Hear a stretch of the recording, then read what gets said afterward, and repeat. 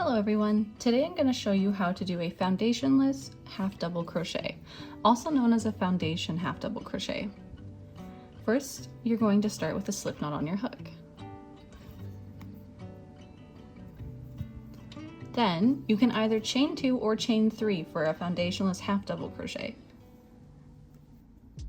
This chain 2 or chain 3 counts as your first stitch, and you'll see why in a little bit. So to start our foundationless chain, you'll yarn over and insert into this first chain here. Then you'll yarn over again and pull through a loop, or pull up a loop. You'll see we have 3 loops on our hook. And now you'll yarn over again and pull through that first loop only. So what you've just formed is a chain 1 at the bottom, which would be considered the bottom of your work. And now we'll yarn over and pull through the remaining 3 loops to form a half double crochet.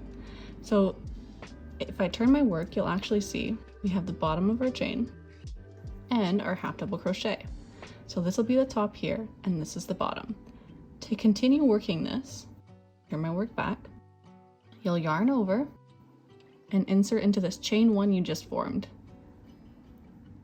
So you'll go through both the loops on the bottom, yarn over and pull up a loop,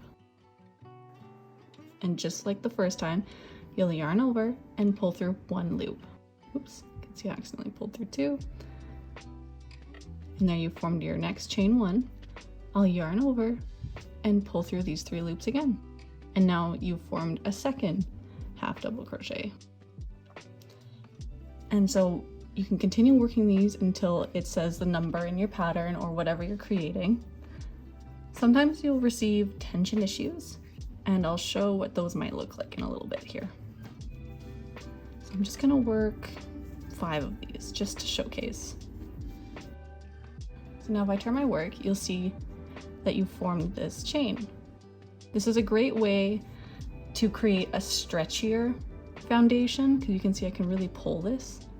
So it's great for the garments, cup cozies, anything that you might need a little bit of extra stretch. It also makes seaming pieces together a lot easier, because rather than working through the tough foundation chain, you can actually see where your stitches are, which would be this chain 1 here. Oops. These 2 right here. Sometimes when you're working this stitch, it's easy for your bottom to get tighter than the top. Whenever that occurs, you'll want to make sure that you're loosely chaining or loosely creating that chain 1. Or you can do what I usually do, which is called stretching out my work. Not always recommended, as your gauge will shift, but it works for me most of the time. So let's say I created this really, really tight, and I'll mimic that right now.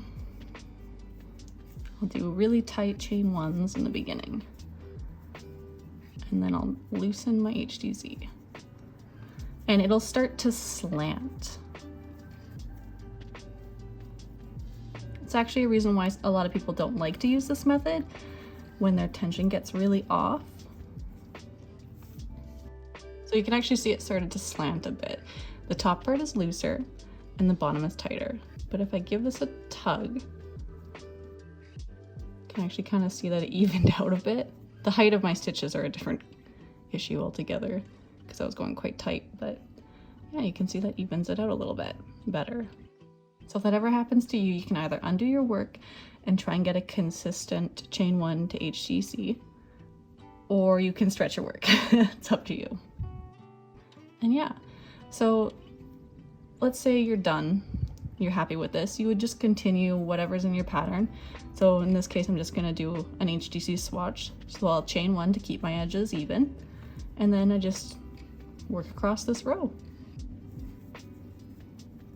And I'll show you what that looks like. Something that I did mention earlier is that you can do a chain 2 or chain 3. The only thing that this impacts is this final stitch. One sec, I'll work the stitch just before it. The final stitch here, this is my chain 2. It's all dependent on the height.